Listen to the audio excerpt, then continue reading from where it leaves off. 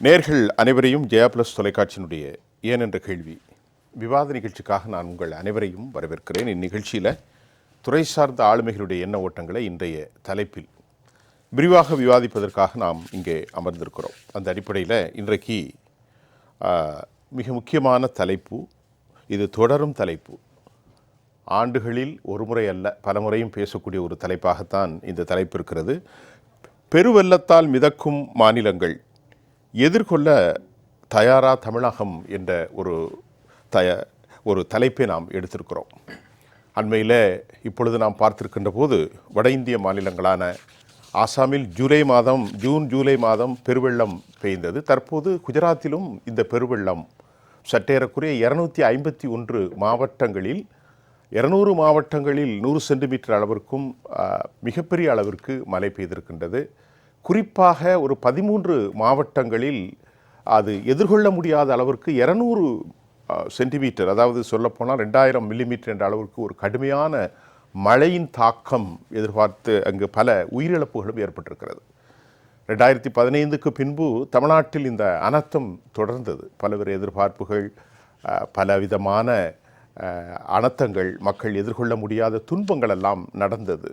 அதற்கு பின்பு பேச்சு பொருளாக ஆக்கி சென்னையை நாம் மிகச்சிறந்த கட்டமைப்போடு கூடிய மழைநீர் வடிகால் இவைகளெல்லாம் கொண்டு வருவதற்கான நடவடிக்கைகளை முன்னெடுக்க வேண்டும் என்றெல்லாம் பேசிக்கொண்டே இருக்கின்றோம். ஆனாலும் அரச பிரதிநிதிகளுடைய கருத்துக்கள், மேயருடைய கருத்துக்கள், அமைச்சர்களுடைய கருத்துக்கள், அதே சமயம் தலைமைச் செயலாளருடைய கருத்துக்கள் எல்லாம் ஒவ்வொன்றும் மாறி வருகின்றது. இந்த மாற்றத்தை எதிர்கொள்ள தற்போது நாம் செப்டம்பர் மாதத்தில் பயணித்து கொண்டிருக்கிற இந்த வேளையில் இன்னும் மழை காலம் மிக அருகிலே வருகின்ற போது சென்னையில் பயணிப்பதற்கு ஒரு பாதகமான சூழலை பல்வேறு இடங்களில் காணப்படுகின்றது. மெட்ரோ திட்டப்பணிகள், மழைநீர் வடிகால், அதற்காக தோண்டப்பட்ட குழிகளெல்லாம் ஆபத்தான போக்கை சமீட்சை செய்கின்றது. இது அரசினுடைய நடவடிக்கைகள் எந்த மாதிரியாக பல்வேறு நிலைகளை முன்னெடுக்கப் போகின்றது? அரசு செயல் திட்டங்களை எல்லாம் தயாராக வைத்திருக்கிறார்களா? பேசத்தான் வேண்டியிருக்கின்றது. அறப்போர் இயக்கத்தினுடைய தோழர் ராதாகிருஷ்ணன் அவர்கள் எம்மோடு இணைகின்றார். தொடர்பாங்க அதை போன்று பொறியியல் முன்னாள் பொதுப்பணித்துறை சார்ந்த ஐயா திருநாவுக்கரசர் அவர்கள் இணைகின்றார். வெற்றி செல்வன் பூ உலகின் நண்பரின் சார்பாக அரசியல் விமர்சகர்களாக திரு வி.எஸ். ராமன். ராதாகிருஷ்ணன், நீங்கள் சொல்லுங்கள். இப்போ நம்ம பேசுனது குஜராத் மட்டுமல்ல, இங்கேயும் அது போன்ற சூழல்கள் வரலாம். இப்பொழுது காலப்போக்கில் கார்பன் எமிஷன் பல்வேறு விஷயங்களில் என்ன நடவடிக்கை நடந்திருக்கிறதாக முதல் கட்டம்? பொதுவாக ஒவ்வொரு காலகட்டத்திலையுமே இந்த மழை காலங்களில் நம்ம சென்னை ஸ்தம்பிச்சுட்டு இருக்கிறத பார்க்குறோம். அதோடைய தொடர்ச்சியில் இப்போ எடுத்திருக்க டாபிக் நீங்கள் ஆரம்பத்தில் சொன்னது போல் டிசம்பர் வரைக்கும் நமக்கு இது பேசக்கூடாது. உண்மையிலே வேலை நடந்திருந்ததுன்னா பேசக்கூடாது. அடுத்து நம்ம சந்திக்கிறோம் அப்படின்னா அங்கே வேலை சரியாக நடக்கலைன்னு அர்த்தம். நாங்கள் 2019-18 சில டெண்டர்களை ஃபாலோ பண்ணி ஒரு 47 நீர்நிலைகளுக்கு 24 பேக்கேஜஸ் டேட்டாவை வெளியிட்டிருந்தோம்.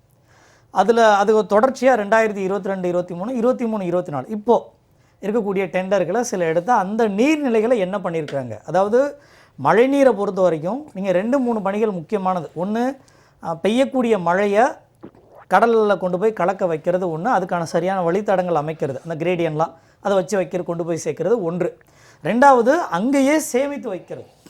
இப்போ நீங்கள் வீட்டில் சேமிக்கக்கூடியதெல்லாம் சில 100 லிட்டரு தான், சில 1000 லிட்டரு தான். ஆனால் இயற்கையிலே இருக்கக்கூடிய நீர்நிலைகள் இருக்கு இல்லையா, அங்கே தான் பல லட்சம் லிட்டர் தண்ணிகளை நீங்கள் சேமிக்க முடியும். அதை சேமிக்கிறதுக்கான வேலைகளை நீங்கள் செஞ்சுருக்கணும். மூன்றாவது, கேட்ச்மெண்ட் ஏரியா, அங்கங்கே குட்டி குட்டி நீர்நிலைகளை நீங்கள் உண்டாக்கிருக்கணும். இப்படி தான் நீங்கள் மழையை, ஏன்னா அதுவாக பெய்யும் போது இது ஃபேக்ட்ரியில் வராது, அதுவாக வர்றதை வச்சு தான் நீங்கள் அந்த பருவமழைகளை வச்சுட்டு தான் ஒரு வருஷம் முடிச்சும் நீங்கள் ட்ராவல் பண்ண வேண்டியது இருக்குது. சென்னையை பொறுத்த வரைக்கும் காஞ்சிபுரத்தில் செங்கல்பட்டில் மழை பெஞ்சாலும், திருவள்ளூரில் மழை பெஞ்சாலும் சென்னைக்கு மழை தண்ணி வரும். இதில் குறிப்பாக நாங்கள் பார்த்தது இந்த 2023 ஒரு 15 நீர்நிலைகளுக்கு டெண்டர் போடுறாங்க. போன வருஷம் ஜனவரியிலேருந்து இந்த வருஷம் ஜனவரி வரைக்கும் பார்க்கும்போது இந்த 15 நீர்நிலைகள் டெண்டர் போட்டாங்க. அதோட ஸ்டேட்டஸை கடந்த மார்ச் மாதம் மேயர் அவங்களுக்கும் அப்போது கமிஷனர் அந்த ராதாகிருஷ்ணன் அவங்களுக்கும் 14/3 நம்ம அனுப்புகிறோம். அதில் ஒவ்வொரு டெண்டரோடைய குறிப்பாக ஒரு சில வாட்டர் பாடியோட ஸ்டேட்டஸ் எக்ஸாம்பிள் சொல்கிறேன். இதில் போட்ட டெண்டரில் டிவிஷன் 2ல் ஜோனல் 2ல் 2.5 ஏக்கருக்கு பெரிய மணலி ஏரி, ஆமுல்லைவாழ் ஏரி சொல்லி நார்த்து சென்னையில் இருக்கக்கூடிய ஒரு பெரிய ஏரி. அந்த ஏரிக்கு டெண்டர் போடுறாங்க. எப்போ? போன வருஷம். நாங்கள் இந்த வருஷம் பிப்ரவரி மார்ச்சில் போய் பார்க்குறோம், ஒரு வேலை கூட செய்யலை. ஆமுல்லைவாயில் ஏரி ஏறக்கூடிய 2 கோடி 2.25 கோடி அளவுக்கு. அதுக்கடுத்து மாத்தூர் கொசப்பூர் குளம், அது வந்து 2 கோடிக்கு டெண்டர் போட்டாங்க. அதுவுமே மாத்தூர் கொசப்பூர் பாண்டு வந்து நம்ம மணலிக்கு முன்னால் லெஃப்டில் போகிற இடத்துல ஒரு சின்ன குளம் தான். அந்த குளத்தில் இந்த 2024 வரைக்கும் எந்த வேலையும் செய்யலை. அதுக்கடுத்து மணலி ஏரி பார்த்தீங்கன்னா அது இன்னும் பெருசு, 4.5 கோடி. அதுக்கு போன வருஷம் 2023 டெண்டர் போடுறாங்க. இந்த வருஷம் நம்ம மார்ச்சில் போய் பார்க்குறோம், ஏறக்குறைய 8-9 மாதங்களுக்கு பிறகு. பொதுவாக டெண்டர் எப்படி போட்டாங்கன்னா 6 மாதம் 9 மாதத்துக்குன்னு. போன வருஷம் ஃபினான்ஷியல் இயருக்கு பிறகு போட்டிருந்தாங்கன்னா இந்த மார்ச் ஏப்ரலில் முடிஞ்சிருக்கணும். முடிகிற 1 வாரம் 2 வாரத்துக்கு முன்னால் போகிறோம், 0 ஒர்க்கு. அதையும் அமைச்சிருந்தோம். அதே போல் மாதவரம் பெரிய தோப்பு ஏரி, அங்கே மட்டும்தான் கொஞ்சோண்டு வேலை நடந்திருந்தது. அதோட வேல்யூ பார்த்தீங்கன்னா 4 கோடி அளவுக்கு இருந்தது, மாதவரம் பெரிய தோப்பு ஏரி. இப்போ இந்த ஏரிகளை பார்க்கும்போது பெரிய தோப்பு ஏரியை தவிர ஆமுல்லைவாயில் ஏரி பெரிய ஏரி, அதே போல் மணலி ஏரி பெரிய ஏரி, கொசப்பூர் பாண்டு அந்த சைடில் இருக்கக்கூடிய ஒரு பெரிய பாண்டு. இதில் 90% வேலைகள் துவங்கப்படவே இல்லை. ஆமுல்லைவாயில் மட்டும்தான் துவங்கியிருக்கு, கொஞ்சம் போல் சின்னதாக. இது ஒரு உதாரணத்துக்கு. இது இல்லாமல் நீங்கள் சவுத்தில் பார்க்குறீங்க அப்படின்னா அதுக்கு ஒரு 7 வாட்டர் பாடிக்கு 5 கோடிக்கு டெண்டர் போட்டிருந்தாங்க. மொத்தமாக இந்த 16 கோடிக்கு போடப்பட்ட இந்த டெண்டரில் எங்களுடைய கள ஆய்வுப்படி முதல் பக்கம் 10% வேலைகள் மேலே மொத்தமாக துவங்கவே இல்லை அப்படின்றது. இன்னும் சிலதுக்கு டெண்டர் நாங்கள் எங்களுக்கு தான் தெரியலன்னு சொல்லி சென்னை கார்பரேஷன் ஆர்டிஐ போட்டு கேட்டால் அவங்களுக்கு எங்கே இருக்குன்னே தெரியல, ஆனால் டெண்டர் போட்டிருக்காங்க. இது ஒரு பக்கமா. ரெண்டாவது, இப்போ கடந்த வாரம் போய் ஆய்வு செஞ்சோம், ஒரு 4 வாரம் ஆச்சு. நம்ம அதில் குறிப்பிட்டது என்னென்னா, நீங்கள் டெண்டர் எடுத்திங்கன்னா ஒரு ஸ்லாப் உண்டு, 1 மாதம் 2 மாதம் 3 மாதத்தில் 30% வேலை முடிஞ்சால் பணம் கொடுக்கணும்னு இருக்குது. 30% முடியலைன்னு நீங்கள் கேள்வி எழுப்பியிருக்கணும். நீங்கள் போன வருஷம் போட்ட டெண்டரை வேலை முடிச்சிருந்தீங்கன்னா நவம்பர் டிசம்பரில் ஏற்பட்ட அந்த வெள்ள பாதிப்பு குறைந்திருக்கிறதுக்கு வாய்ப்பு இருக்குது. துவங்கவே இல்லையா? இந்த வருஷம் பிப்ரவரிக்கும் துவங்கவே இல்லை, மார்ச் வரைக்கும் துவங்கவே இல்லை. இப்போ திரும்ப போன வாரம் போய் பார்க்குறோம், பெரிய தோப்பு ஏரியில் கொஞ்சோண்டு மண்ணெல்லாம் ஓரப்படுத்தி கொஞ்சம் வேலை செஞ்சிருக்கோம். நீங்க அறப்பூர் இயக்கம் கம்ப்ளீட்டா மானிட்டர் பண்றோம். இது தொடர்ந்து ஃபாலோ பண்ணிட்டு இருக்கோம். வாட்டர் பாடிக்கு போட டெண்டரும் அங்க என்ன வேலை செய்யறாங்கன்றதை பார்க்குறோம். மணலி ஏரியில உள்பக்கமா ஒரு 20-30 அடிக்கு உள்ளார போயிருக்காங்க, நடைபாதை கட்டுறாங்க. இந்த அரசு தொடர்ந்து பண்ணிக்கிட்டு இருக்கிறது என்ன பண்ணிக்கிட்டு இருக்காங்கன்னா, நீர்நிலைகளோட அளவை குறுக்கிறதுக்காக எந்த டெண்டர் எடுத்தாலும் அந்த இதில் என்ன நடைபாதைன்னு இருக்கு. நடைபாதைன்னா என்ன இருக்கும்? ஒரு 5 அடியில் இருக்கும், 10 அடியில் இருக்கும், 30 அடியிலே கட்டுவாங்க. அப்போ மொத்தமான நீளத்தில் 30 அடி நீளத்தில் நீங்கள் கட்டுறீங்க அப்படின்னா, அதை மண்ணை உயர்த்தி கட்டுறீங்க அப்படின்னா, நடைபாதை வைக்கும்போது அதோட அளவு குறைஞ்சிருதா? கெப்பாசிட்டி குறைஞ்சிருதா? அந்த பாண்ட் அந்த அளவு குளத்தினுடைய அளவு குறைஞ்சிருதா? அதோட கெப்பாசிட்டி உங்களை 5 அடிங்கும் போது 25 அடி உள்ள வரும்போது அளவு இங்க இருந்தானே வரும். 30 அடிக்கு இருக்கு அந்த லென்த்லாம். பெரிய தோப்பு ஏரியெல்லாம் பார்க்கிங்கோட வச்சிருக்காங்க, பெரிய பெரிய ராட்சச கொடையெல்லாம் இதை கொண்டு வர போறாங்க. டெண்டர்ல அப்படிதான் சொல்லியிருக்காங்க. மணலி ஏரியில் 30 அடி நீளத்துக்கு ஆப்போசிட்ல தான் இருக்கும். அந்த பால் பண்ணையில் பார்த்தீங்கன்னா லெஃப்ட்டில் பெரிய தோப்பு ஏரி இருக்கும், ரைட் சைடு மணலி ஏரி இருக்கும். அதில் இப்போ தான் 20% வேலைகள் நடந்திருக்கு. நம்ம என்ன கேட்டிருக்கோம்னா, இந்த டெண்டரோட ஸ்டேஜ் பை ஸ்டேஜ் கேட்கும். இதுவுமே வெளிப்படுத்தப்படலை. இது ஒரு பக்கம் பிரச்சனையா. ரெண்டாவது, நம்ம வடசரவாக்கத்தில் சிவன் கோவில் குளம்னு ஒன்று இருக்கு, 1.5 ஏக்கர் கெப்பாசிட்டி. இப்போவுமே நம்ம பத்திரிகையாளர் போய் பார்க்கலாம். ஏடிஎம்கே கவர்மெண்ட் இருக்கும்போது அதுக்கு டெண்டர் போட்டாங்க, 2 டெண்டர் போட்டாங்க. 1 கோடியில் 1, 2 கோடியில் 1 டெண்டர் போட்டாங்க. அப்புறம் ஏடிஎம்கே கவர்மெண்ட்டுக்கு நம்ம திரும்ப கேட்குறோன்றது காலத்தில் விழுந்துச்சா என்னன்னு தெரியல, அதை நிறுத்திட்டாங்க.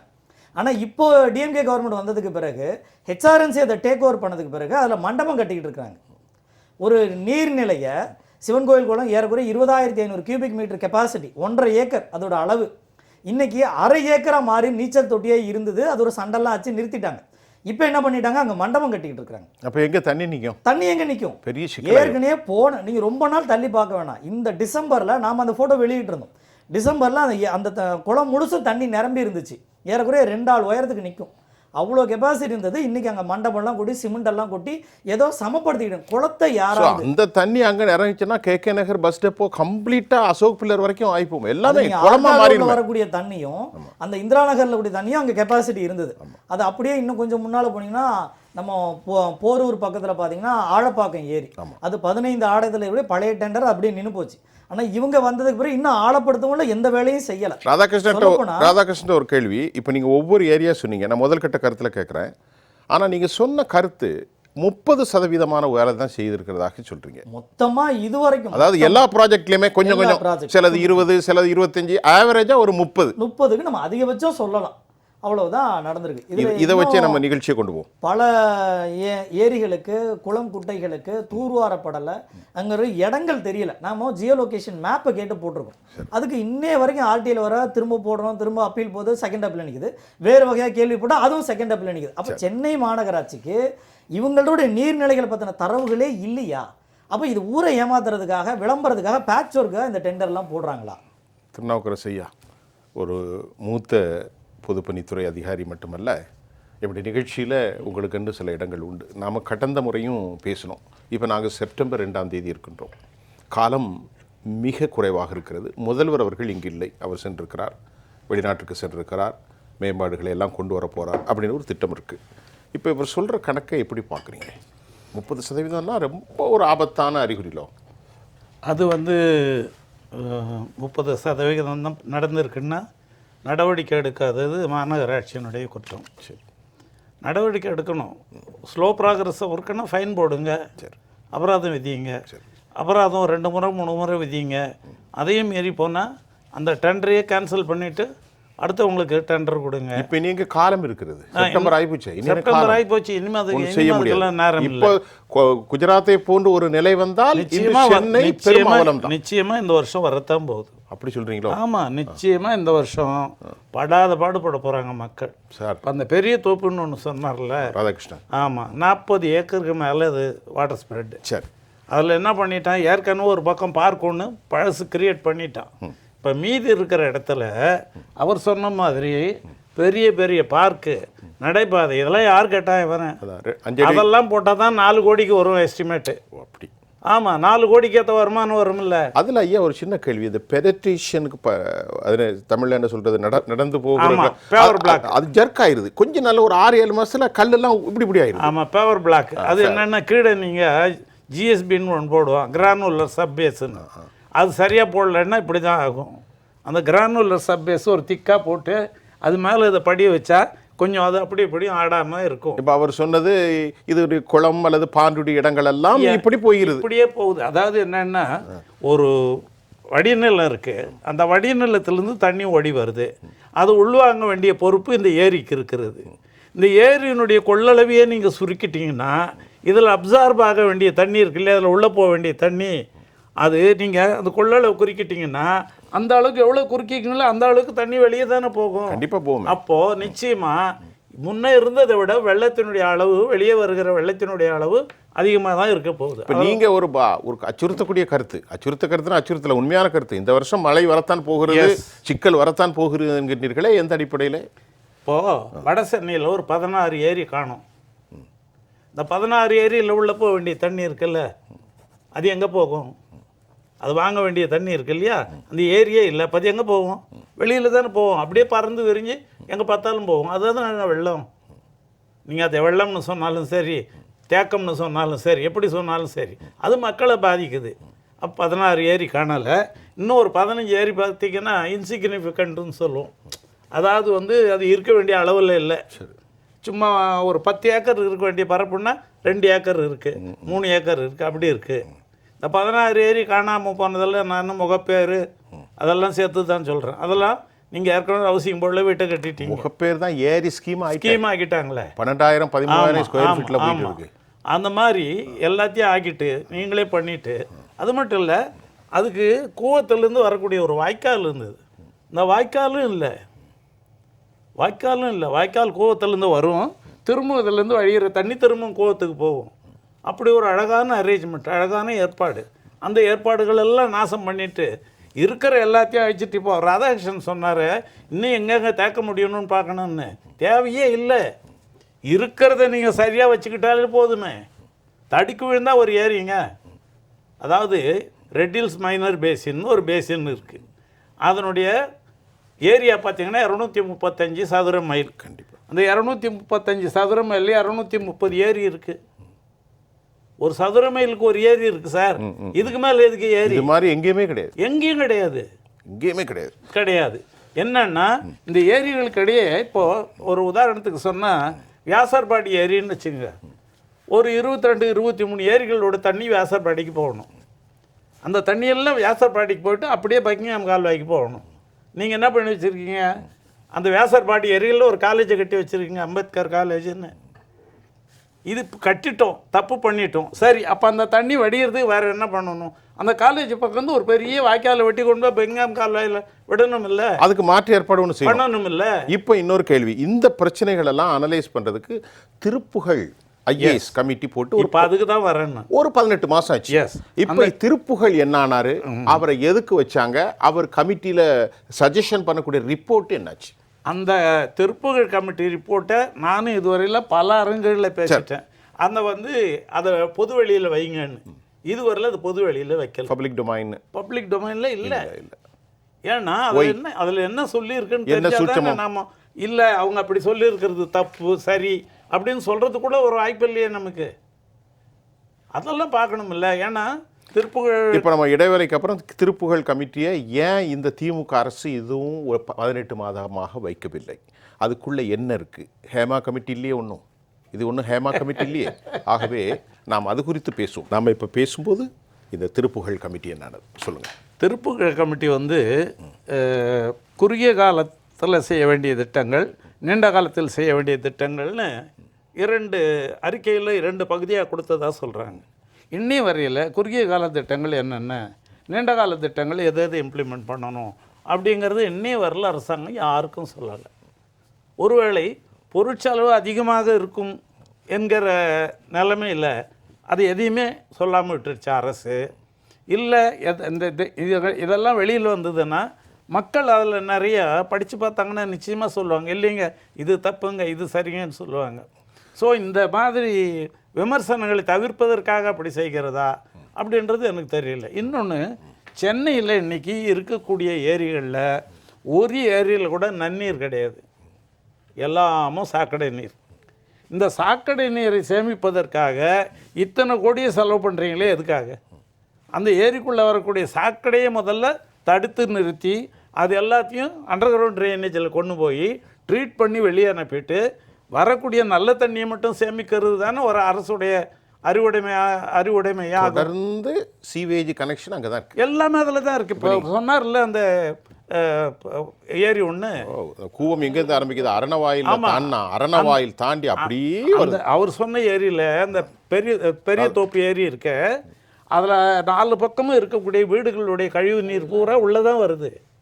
அப்புறம் அதை சுத்தம் பண்ணி என்ன பண்ண போகிறீங்க? இதுக்கு லோன், சும்மா இல்லை லோனு, ஜைக்கா லோனு, எல்லா லோனும் வாங்கி, ஜப்பான்லேருந்து லோனு, ஜெர்மன்லேருந்து லோனு, அந்த கம்பெனியெல்லாம் நாங்கள் பேசா ஜெயா டிவியில் இந்த அமர்வில் தான் பேசுன்னு பேசுகிறோம். இது வந்து ரொம்ப அநியாயமாக தெரியுது.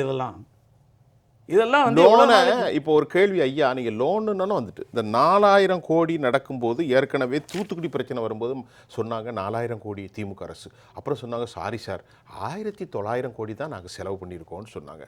இப்போ இதே ஒரு பெரிய manipulation, bribe, it has a lot of the scope. இது எனக்கு அதுதான் நான் சொன்னேன்.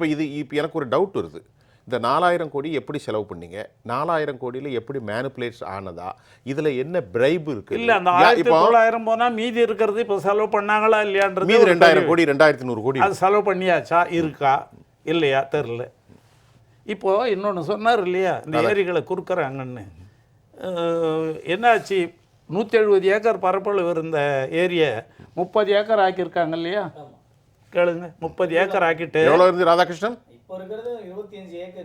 ஏக்கர் தான் மீட்கப்பட்டிருக்கு. என்ன அதாவது கொஞ்சம் அதை என்க்ரோச் பண்ணிருப்பாங்க இல்லையா? இல்ல அது என்ன அந்த ஏரியால என்னாச்சு சார்? அந்த ஆயிருக்கணும்ல சார். அந்த ஏரியை பொறுத்தவரையில் அவங்க மெட்ரோக்காக பண்ண அந்த மண்ணை கூரை கொண்டு வந்து அங்கே கொட்டினாங்க, ஏரிக்குள்ளே கொட்டிட்டாங்க. அது மீதி இருந்தது ஒரு 60 ஏக்கர் இருந்தது, அதையாவது நல்லா பண்ணியிருக்கலாம்.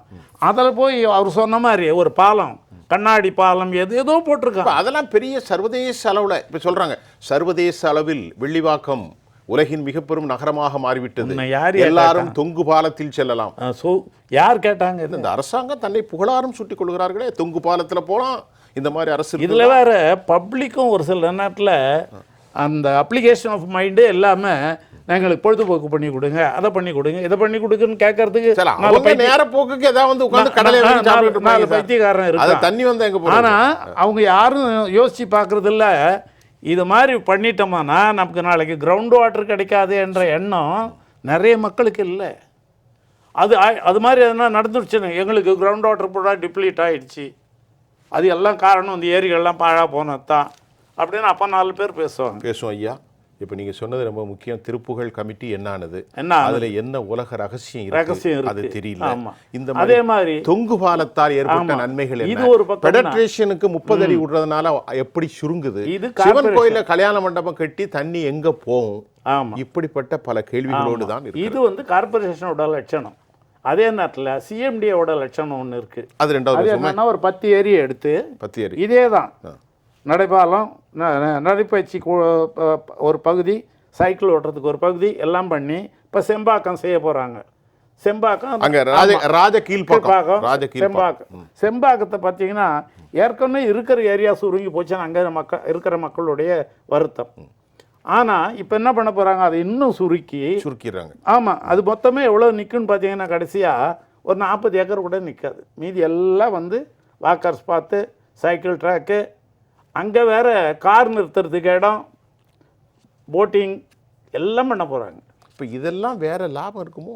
லாபம் கார் நிறுத்துறதுக்கு ஒரு ராம எட்டி பார்க்குறாரு, கார் நிறுத்துறதுக்கு ஒரு கான்ட்ராக்ட், போட்டிங்குக்கு ஒரு கான்ட்ராக்ட், பெடட்ரிஷியன் வாக்கிங்க்கு ஒரு கான்ட்ராக்ட், அப்புறம் பிள்ளைகள் ஆடுறதுக்கு ஒரு கான்ட்ராக்ட், கடைசியில் தண்ணீர் மழை தண்ணீர் எங்கே செல்லும்? இல்லை சார், அதை தான் நானும் கேட்குறேன். அந்த தண்ணி வெளியில் போகணும், அடுத்து கீழாது நன்மங்கலத்துக்கு போகணும், நன்மங்கலத்திலிருந்து கீழ்கட்டலுக்கு போகணும், கீழ்கட்டலிருந்து மறுபடியும் பள்ளிக்கரணை மார்ச்சுக்கு வரும். இது ஒரு செயின், இது ஒரு செயின் அப்படியே போகும். இதை நீங்கள் இப்படி குறைச்சிங்கன்னா என்ன ஆகும்? அடுத்த ஏரிக்கு போகிற தண்ணி அதிகமாகும், பேசுவோம், பிரச்சனை வரும். வெற்றி செல்வன் நிறைய கருத்தை இந்த 2 அமர்வுலையுமே 20 நிமிஷத்தில் நம்ம சிறப்பாக பேசுகிறதா நினைக்கிறேன். ரொம்ப கவலைக்குரியதாக இருக்கிறது. ஆறுகள் ஆறுகளாக இருக்க வேண்டும், ஏரி ஏரியாக இருக்க வேண்டும், குளம் குளமாக இருக்க வேண்டும். இவைகளை எல்லாம் கிரப்பி இப்படி தான் நான் பார்க்குறேன். சொல்லுங்கள். அடிப்படையில் வந்து இப்போ நம்ம இந்த மான்சூனுக்கு ரெடி ஆகிட்டோமா அப்படிங்கிறத ஓகே, மிக முக்கியம். ஐயா குறிப்பிட்டது போல் வந்து இந்த மான்சூன் வந்து கடுமையாக இருப்பதற்கான வாய்ப்பு தான் அதிகமாக இருக்குது. ஐயா அப்படி தான் சொல்கிறாங்க. ஆமாம், கேரளா மழை வெள்ளம் பார்க்க இப்போ தெலுங்கானா, ஆந்திராவில் வந்து பயங்கரமாக மான்சூன் இருக்குது. நம்ம குஜராத், மும்பை, தென் நார்த் ஈஸ்ட் எல்லாமே வந்து பார்த்தீங்கன்னா ஜூன் மாதம் ஆசாம் அப்படி தான் இருந்தது. ஆமாம், ஸோ கம்ப்ளீட்லி மான்சூன் அப்படிங்கிறது ரொம்ப எக்ஸ்ட்ரீம் ரெயின்ஃபால் இருக்கக்கூடிய இடம் தான் இருக்குது. இப்போ சென்னை இதுக்கு தயாராகுதுன்னா எப்போ நம்ம கடந்த காலத்துல வந்து பார்க்கும்போது 2015 மழை வெள்ளம் இருக்குங்களா, அது வந்து ஒரு மிகப்பெரிய ஒரு கேள்வி அதிகமான விவாதத்தை உண்டாச்சு. அதற்கு பின்பாக சென்னை இந்த அளவுக்கு மழை பொழிவை தாங்கிக் கொள்வதற்கு நம்ம என்ன செய்யணும்னு அப்போ தான் அரசாங்கம் ஆரம்பிப்பாங்க. அதுக்கு முன்னாடி இருக்கக்கூடியது எல்லாமே பிடபிள்யூ வேலை, பராமரிப்பு வேலை அப்படிங்கிறதா இருந்துச்சு. அதுக்கு பின்பாக தான் இந்த ஸ்டார்ம் வாட்டர் ட்ரெயின் அப்படிங்கிறது இந்த சிஸ்டம் வந்து கொண்டு வராங்க. அப்போ 2 கட்டுமானங்கள் நமக்கு இங்கே இருக்குது. எக்ஸிஸ்டிங் சிஸ்டம் இருக்குது, ஏற்கனவே இருக்கக்கூடிய நீர்நிலைகளை பாதுகாப்பது, அதான் ஐயா குறிப்பிட்டாங்க. ஏற்கனவே இருக்கக்கூடிய நீர்நிலைகள் என்னவா இருக்குது, அது எப்படி சுருங்கி போயிட்டு இருக்கு அப்படின்னு அந்த ஒரு பிரச்சனை இருக்குது. அடுத்த அரசனுடைய திட்டம் என்னவாக இருந்துச்சுன்னா, இப்படி மழைப்பொழிவு அதிகமாக இருக்கின்ற போது அந்த தண்ணீரை எப்படி நாம எடுத்து என்ன பண்ண போறோம், அதை எப்படி கடலுக்கு கொண்டு போய் கேட்க போறோம் அப்படிங்கிற ஒரு பிளான் எவால்வ் பண்றாங்க. ஸோ அந்த 2018 அந்த பிளான் எவால்வ் பண்றாங்க. அதுக்கப்புறம் அடுத்த ஆட்சி மாற்றம் வந்ததுக்கு பின்பாக என்ன பண்றாங்க, இந்த ஸ்டார்ம் வாட்டர் ட்ரெயின் சிஸ்டத்துல வந்து நிறைய ஃபிளாஸ் இருக்கு, அதுல மிஸ்ஸிங் லிங்க்ஸ் இருக்குன்னு சொல்லிட்டு தான் இந்த கமிட்டி ஃபார்ம் பண்றாங்க, புகழ் ஐஎஸ் கமிட்டி. இந்த கமிட்டி தன்னுடைய பரிந்துரை தராங்க. அதுல குறிப்பிட்ட ஒரு முக்கியமான ஒரு கமிட்டி அவர் ப்ரொஃபசர் ஜனராஜ் சாருக்கு அவர் கமிட்டி என்னன்னா, இந்த ஸ்டார்ம் வாட்டர் ட்ரெயின் பொறுத்த வரைக்கும் நிலத்தடி நீரை சேமிப்பதற்காக, தண்ணீரை நிலத்தடிக்கு கொண்டு போவதற்கான எந்த விதமான திட்டமிடலும் இல்லை. அதாவது என்னன்னா, இவங்களை பொறுத்த வரைக்கும் மழை பெய்யுது, அந்த தண்ணீர்லாம் அப்படியே நாம சேகரிச்சு ஒரு எக்ஸிஸ்டிங் கனல்ல கொண்டு போய் விடுறோம். அந்த கனல் மூலமாக அது வந்து ரிவருக்கு போகணும், அது மூலமா கடலுக்கு போகணும். அப்போ நேரடியாக நம்ம வந்து இந்த கனல் சிஸ்டம், நம்ம கனல் இருக்கட்டும், சென்னையில் இருக்கக்கூடிய ஆறுகளாக இருக்கட்டும், அது கிட்டத்தட்ட சாக்கடையாக தான் இருக்குது. அப்போ மழை நீரை நீங்கள் அங்கே வந்து சேர்த்து அது சாக்கடையாக்கி திருப்பியும் கடல் கொண்டு போய் சேர்ப்பது என்கின்ற இந்த அளவில் தான் இருக்குது. அப்போ இதுதான் அவங்க சுட்டி காட்டுறாங்க. அப்போ அப்படி இல்லாமல் நிலத்தடி நீரை நீங்கள் அதிகப்படுத்துவதற்கான முன்னெடுப்புகள் நம்ம செய்கிறீங்க அப்படிங்கிற ஒரு இல்லை. ரெண்டாவது, இந்த வாட்டரை முடிஞ்ச அளவுக்கு நாம் எப்படி சேகரிப்பது, அதே நேரத்தில் கடலுக்குள் எந்த அளவுக்கு நம்ம அனுமதிப்பது, இந்த திட்டங்கள் இருக்குல்ல, இந்த தொலைநோக்கு பார்வை என்பது அதில் இல்லை. இப்போ எக்ஸிஸ்டிங் சிஸ்டம் சரி, நம்ம இந்த இதுலையுமே வந்து பார்த்தீங்கன்னா ஸ்டார்ம் வாட்டர் ட்ரெயின் பொறுத்த வரைக்கும் என்னன்னா, நம்ம சென்னை பொறுத்த வரைக்கும் ஒரு காமன் எலிவேஷன் இல்லை, அப்ஸ் அண்ட் டவுன்ஸ்ல தான் இருக்கு, ஜிக்ஸாக தான் இருக்கு, மேலும் கீழுமா. ஆமா, நீங்க ஒரு இடம் தண்ணி வந்து வருது அப்படின்னா அது ஃப்ரீயா ஃப்ளோ ஆகுது. நிறைய இடத்துல தாழ்வான பகுதியில் இருக்குது. அப்போ தாழ்வான பகுதியில் என்ன பண்ணுறாங்க, பம்பிங் ஸ்டேஷன் கொண்டு வராங்க. ஏறத்தாழ 139 பம்பிங் ஸ்டேஷன்ஸ் வந்துட்டு கொண்டு வராங்க. ஸோ இந்த பம்பிங் ஸ்டேஷன் மூலமாக தான் வந்து தண்ணி வெளியேற்றக்கூட ஒரு அமைப்பு முறையாக இருக்குது. அப்போ இதுவே நமக்கு மிகப்பெரிய ஒரு பிரச்சனை. இரண்டாவது, மத்திய சென்னை அப்புறம் தென் சென்னை இந்த பகுதியில் தான் இந்த அமைப்பு முறைகள் இருக்குது. வட சென்னை புறநகர் பகுதியிலலாம் இந்த பாதுகாப்பு கூட அப்போங்கிறது இல்லை.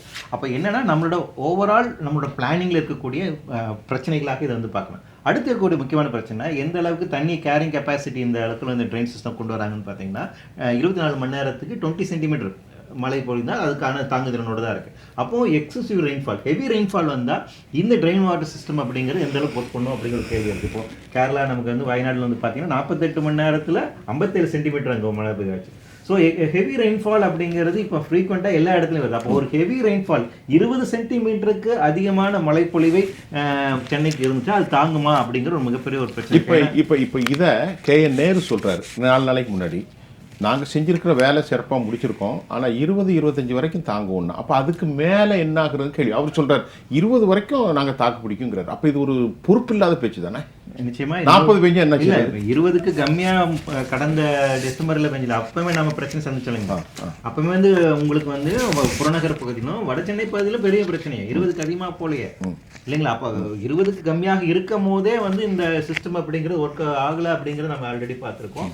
இன்னும் என்ன பிரச்சனைனா, எதிர்காலத்தில் இந்த மாதிரி 20 சென்டிமீட்டருக்கு அதிகமான மழை பொழிவு அடிக்கடி வருவதற்கான வாய்ப்புகள் இருக்குது. அப்போ நாம் அதை ஆன்டிசிபேட் பண்ணி அதுக்கு ரெடியாக வரும். ரெண்டாவது என்ன நினைக்கிறாங்கன்னா, கம்ப்ளீட்லி டெக்னோக்ராட் அப்ரோச் தான் இருக்கு. இந்த இடத்துல தண்ணி தேங்கிக்குதா, ஒரு பம்பிங் சிஸ்டம் வச்சு தண்ணியை வெளியே அனுப்பிடுவோம், அவ்வளவுதான். அது வந்து பக்கத்துல சாக்கடையா இருந்தாலும் சரி, ஒரு கிணறு சிஸ்டமா இருந்தாலும் சரி, எங்கேயாச்சும் வேற இடத்துல கொண்டு போய் அது வெளியே கொண்டு வரணும். இம்மிடியேட்டா அந்த இடத்துல கூட தண்ணி தேங்காம பாதுகாத்து பார்க்க வேண்டுமே ஒழிய அதற்கான ஒரு சஸ்டைனபிளான தீர்வை நோக்கி நம்ம வச்சிருக்கோமாங்கிறதா இல்ல. வெற்றி செல்வன்ட்ட ஒரு கேள்வி. நேற்று முந்தைய நாள் இரவு கடுமழை பெய்கின்றது. நான் ஜெயா டிவில இருந்து போகிறேன். அது எப்போதும் சாபக்கேடான ஒரு இடமாக இருக்கிறது. அது கேள்வி எல்லாருக்கும்.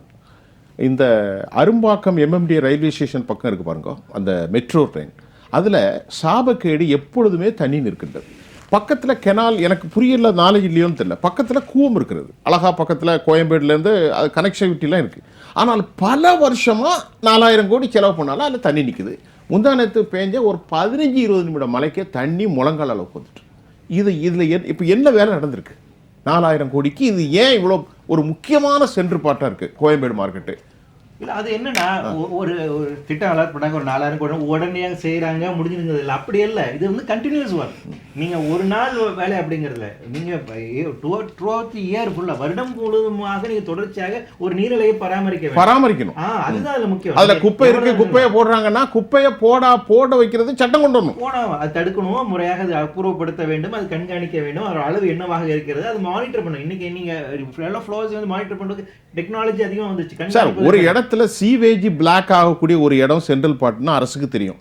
அதை அப்பப்போ பார்த்தான்னா இல்லை, அதுக்கு வந்து என்னன்னா 2017 சுப்ரீம் கோர்ட் வந்து ஒரு வழக்கில் தீர்ப்பு தராங்க. அதாவது என்னன்னா, ஒரு waste treatment plant STP sewage treatment பிளான்ட்லேருந்து வெளியேறக்கூடிய கழிவுகள் அனைத்துமே வந்து கண்காணிக்கப்பட வேண்டும், ஆன்லைன் மானிட்டரிங் சிஸ்டம் கொண்டு சொல்றாங்க. அந்த OECMனு ஒரு டெக்னாலஜி இருக்குது, அதன்படி அந்த மிஷின் பொருத்தப்பட வேண்டும் 2017 சொல்கிறாங்க. 2020 சென்ட்ரல் பொல்யூஷன் கண்ட்ரோல் போர்டு அவங்களுமே வந்து உத்தரவு தர்றாங்க, இந்த மாதிரி எல்லா சிவேஜ் ட்ரீட்மெண்ட் பிளான் இது கொண்டு வரணும். தமிழ்நாட்டில் ஏறத்தாழ 125 சிவேஜ் ட்ரீட்மெண்ட் பிளான்ஸ் இருக்கு. தமிழ்நாடு ஃபுல்லா, ஸ்டேட் ஃபுல்லா. இந்த 125 சிவேஜ் ட்ரீட்மெண்ட் பிளான்ட்ல வெறும் 6 சிவேஜ் ட்ரீட்மெண்ட் பிளான்ட்ல மட்டும்தான் இந்த OECMS சொல்லக்கூடிய ஆன்லைன் கண்டினியூஸ் மானிட்டரிங் சிஸ்டம் அப்படிங்கிறது இருக்கு. அப்ப மீதியில இருக்கு. அப்ப எவ்வளவு கழிவுகள் உண்டாயிருக்கு? இல்ல, இந்த கண்டினியூஸ் மானிட்டரிங் சிஸ்டம் டிஜிட்டலைஸா மேனுவலா? டிஜிட்டலைஸ். அது என்னன்னா, அது என்னன்னா பொல்யூஷன் கண்ட்ரோல் போர்டுடைய அவங்க போர்ட்டல்ல அது காமிக்கணும், லைவா 24 ஹவர்ஸ் நம்ம பார்க்கணும்ங்கிறது உத்தரவு. ஆனா இன்னைக்கு வரைக்கும் நடைமுறைப்படுத்தாம இருக்கு. இருங்க, ரெண்டாவது நான் கூப்பிடுறேன். திரு ராமன் சொல்லுங்க. எல்லா ஒரு நிமிஷம் இருக்கு சார். ராதாகிருஷ்ணன் நீங்க சொல்லுங்க. இப்போ இவ்வளவு பெரிய ஆபத்தான சிஸ்டம் இருக்கு. இப்போ பேசும்போது இந்த கழிவுநீர் விவகாரங்களை நாங்கள் பேசும்போது 357 முறை இவர் சொன்ன மாதிரி 357 வழித்தடங்கள் கழிவுநீராக இருக்கிறது எங்க கூவத்தில். அதை போன்று மழைநீர் 47, தொழிற்சாலைகளுக்கான கழிவு 17, ஆக மொத்தத்தில் 423 இதில் கழிவு நீர்களுடைய வழித்தடங்கள் தான் அதிகமாக இருக்கின்றது. இப்போ இவங்க சொன்னதெல்லாம் நீங்கள் எப்படி சொல்ல போகிறீங்க? உண்மையிலேயே கழிவுநீர் வழித்தடங்கள் இருக்குன்னா இருக்குது. நீங்கள் ஆகாய தாமரை எங்கே நீர்நிலைகள்லாம் இருக்கோ அங்கெல்லாம் சாக்கடை கலக்குதுன்னு அர்த்தம். அப்படி இல்லைனா ஆகாய தாமரை முளைக்காது. அப்போ சென்னையில் இருக்கக்கூடிய எல்லா நீர்நிலைகளையும் பரவலாகவே ஆகாய தாமரை இருக்குது. இப்போ இந்த வழித்தடங்களில் ஆறுகளை பொறுத்த வரைக்கும் நீங்கள் இப்போ சொன்னீங்கல்ல அரும்பாக்கம், ஆமாம், அரும்பாக்கம் அந்த வடசரவாக்கம் வாய்க்கால் இருக்கு இல்லையா, அங்கே கனெக்ட் பண்ணி கொண்டு போகிறதுக்கான வழிகளில் கழிவுநீர் தான் நிறைய கலக்குது. நிறைய. அதே போல் இந்த சைடு அடையாறு ஆறு வருது இல்லையா, இதுலேயும் பார்த்தீங்கன்னா நிறைய வீடுகளுடைய கழிவு நீர்கள் இந்த பக்கம் இருக்கக்கூடியது கலக்குது. அதே போல் மணலியில் அந்த சைடு ஃபேக்ட்ரியோட கழிவுகள், ஏன்னா அது செமி இண்டஸ்ட்ரி ஏரியா, அங்கே இருக்கக்கூடியது மக்களோட கழிவுகள் தான். நம்ம அந்த பால் பண்ணை பேக் சைட்லேருந்து வரக்கூடிய கழிவுகள்லாம் இன்னமும் அங்கே தான் இருக்குது. அப்போ இந்த நீர்நிலைகள் பரவலாகவே நமக்கு இண்டஸ்ட்ரியோ மக்களுடைய வீடுகளுடைய கழிவுகளோ வந்து கலக்குதுன்னு பார்க்குறோம். இதை கொண்டு போகிறதுக்கான ட்ரீட்மெண்ட் பிளான்ட்டு ப்ராப்பராக இருக்குது. ஆனால் எந்த மழைநீர் வாய்க்காலில் ஒரு வார்டுடைய ஏக்கு தெரியும், வார்டில் இந்த தெருவில் இந்த இடத்துல கழிவு நீர் மழைநீர் வாய்க்காலில் கலந்துருக்கா இல்லையான்னு தெரியும். அதை இவங்களால பண்ண முடியல. நம்ம ககன்தீப் சிங் பேடி அவங்க வந்து கமிஷனராக இருக்கும்போது 3000க்கு மேற்பட்ட இணைப்புகள் மழைநீர் வாய்க்காலில் கழிவுநீர் கலந்துருக்காங்கன்னு ஃபைன் பண்ணாங்க. இந்த 2 வருஷத்தில் எத்தனை இடங்களுக்கு அப்படி ஃபைன் பண்ணியிருக்காங்க சொல்லுங்கள் பார்ப்போம்.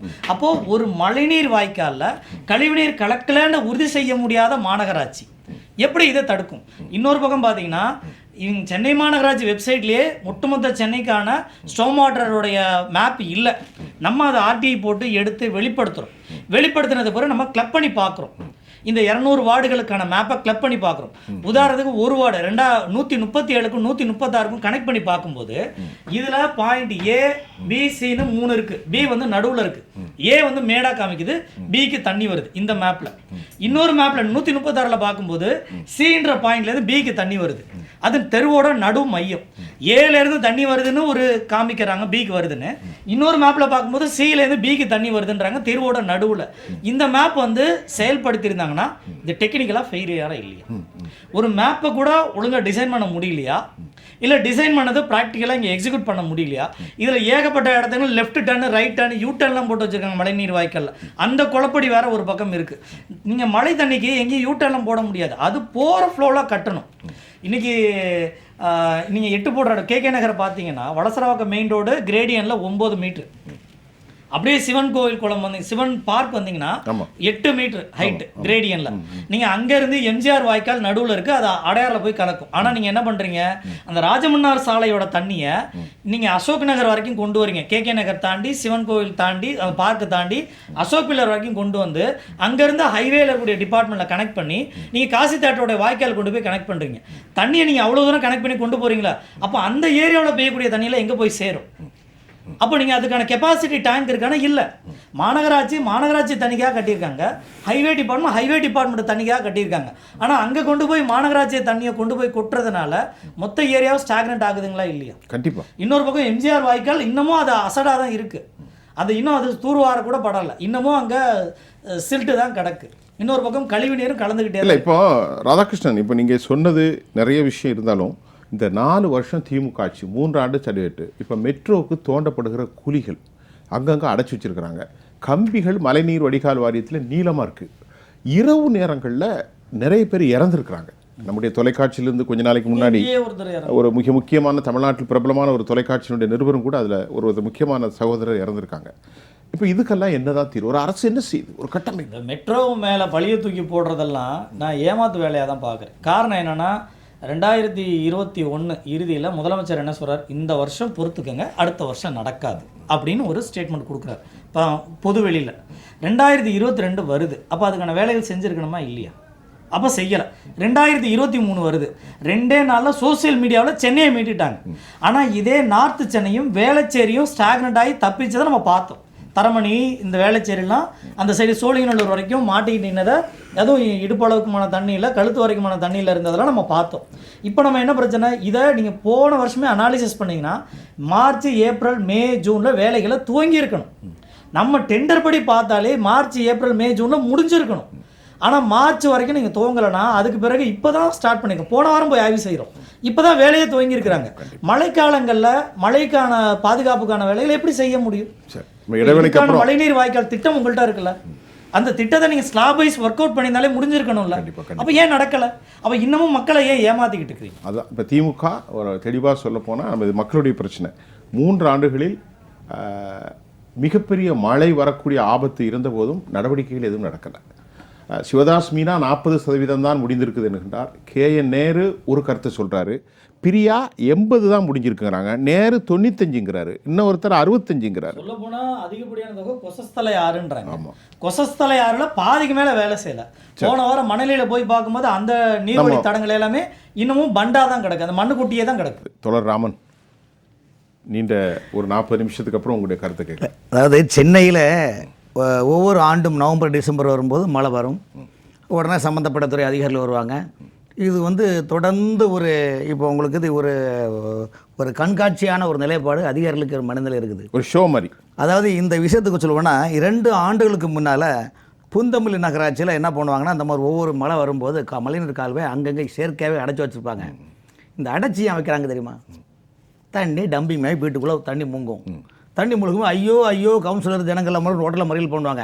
உடனே நகராட்சி வந்து எக்யூப்மெண்ட்ஸ் JCB ஒரு சைடு, அப்புறம் தாழ்வான பகுதியில் ஜனங்களை கூட்டு போய் மேட்டு பள்ளிக்கூடத்தில் கொண்டு வைக்கிறது, இந்த மாதிரி செட்டிங் பண்ணும்போது அதுக்கு நீங்கள் டீசல் பில் வாங்கணும், JCB வாங்கணும், மோட்ரு வாங்கணும். அப்போ இதெல்லாம் எத்தனை லட்ச ரூபா பில் வரும்? உடனே என்ன பண்ண, அந்த இன்ஜினுக்கு தெரியும், அந்த கான்ட்ராக்டருக்கு தெரியும் எங்கே அடப்பு இருக்குன்னு. அந்த அடப்பை அழகாக சும்மா சீனா போட்டு குத்தி விட்டுட்டு தண்ணி அது பாட்டுக்கு போகும். அப்போது அண்ணன் இப்போ அறப்பூர் ஏக்கர் ராதாகிருஷ்ணன் அண்ணன் நிறைய விஷயம் சொன்னார். உதாரணத்துக்கு வலசரவாக்கம் ஆற்காடு சிவன் கோயிலை சொன்னார். ஆக்சுவலாக சிவன் கோயில் இந்த அரசாங்கம் வந்தோடனே அந்த கோயிலோட தெப்ப குளத்தை மூடிக்கிட்டு பார்க்கு வைக்க தான் நடந்தது அந்த வேலை. மண்ணெல்லாம் கொண்டு போட்டு க்ளோஸ் பண்ணி பார்க் வைக்கிறதுல வேலை நடந்தாச்சு. அந்த இடத்தில் அந்த கோயில் இன்றைக்கி உயிரோடு இருக்கிறது காரணம் வலசரவாக்கத்தில் ஜெயராமன் ஒரு ஆன்மீகவாதி.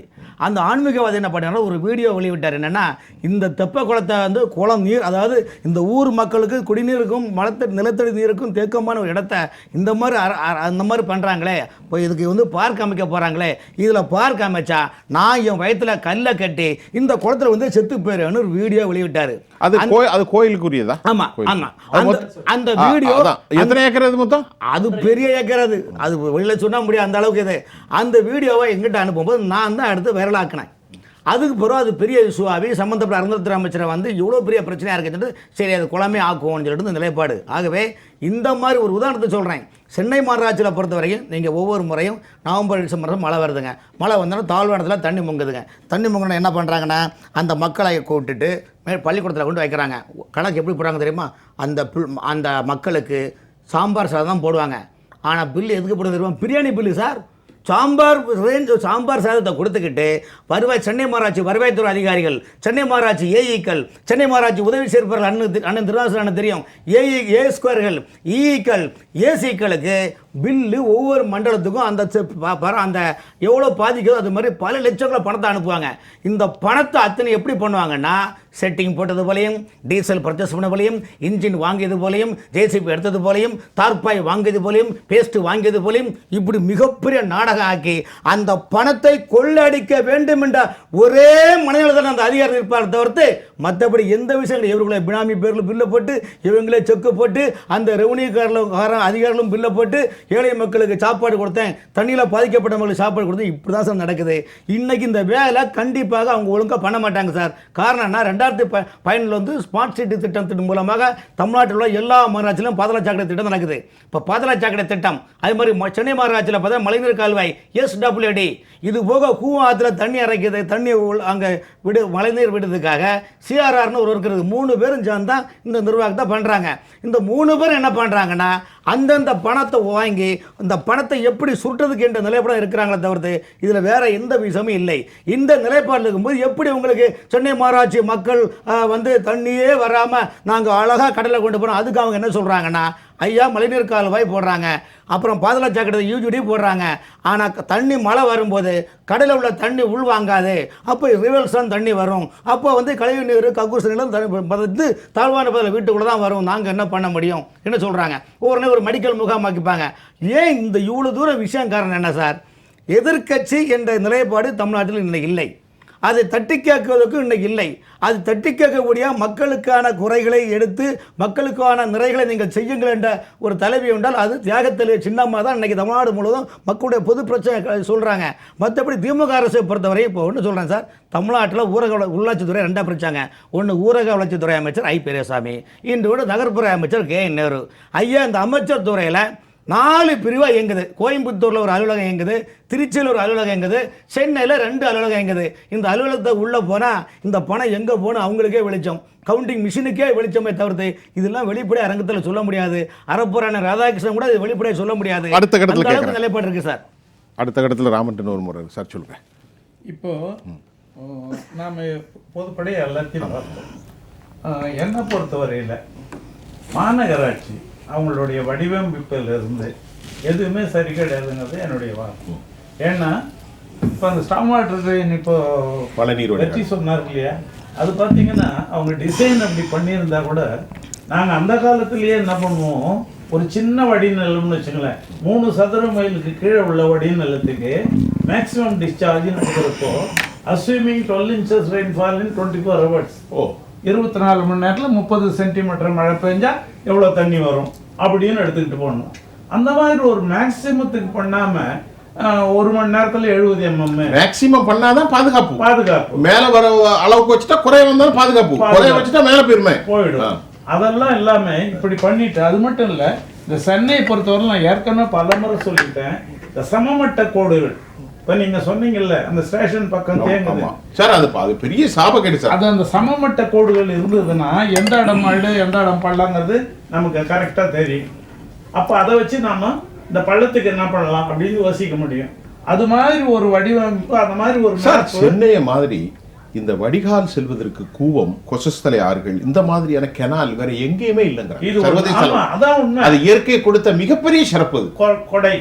ஆமா, நிச்சயமா அது வந்து ஒரு பெரிய கொடை. இப்ப நான் ஒண்ணு கேட்கறேன், கார்பரேஷன்ல இருக்கிற யாராவது ஒரு top level official storm water drain SC அவர் வந்து ஓட்டேரி நல்லாவுக்கு எந்தெந்த ஏரிகளுடைய தண்ணி போகுதுன்னு சொல்லுங்க. தெரியாது அண்ணாச்சிக்கு. நான் ஒரு பக்கத்து மீசி எடுத்துக்கிறேன், சொல்லுங்க. இப்படி ஒன்றும் தெரியாதவங்களாம் கொண்டு போய் உட்கார வச்சுட்டு என்ன சார் பண்ண முடியும்? இதனால தான் எல்லாமே தப்பா போகுது. இதெல்லாம் என்னன்னா முதலமைச்சர் கூப்பிட்டு கேட்கறாருன்னு வச்சுங்க, அங்கே நான் அதை பண்ணிட்டேன் இதை பண்ணிட்டேன்னா அவர் என்ன பண்ணுவார், முதலமைச்சர் அது கேட்டுக்குன்னு அவர் அறிக்கை விடுறாரு. ஆக இது எல்லாமே பார்த்தீங்கன்னா மாநகராட்சியில் இருக்கக்கூடிய பொறியாளர்களுக்கு அந்த பொறியாண்மை என்பது மிக மிக மிக மிக குறைவு.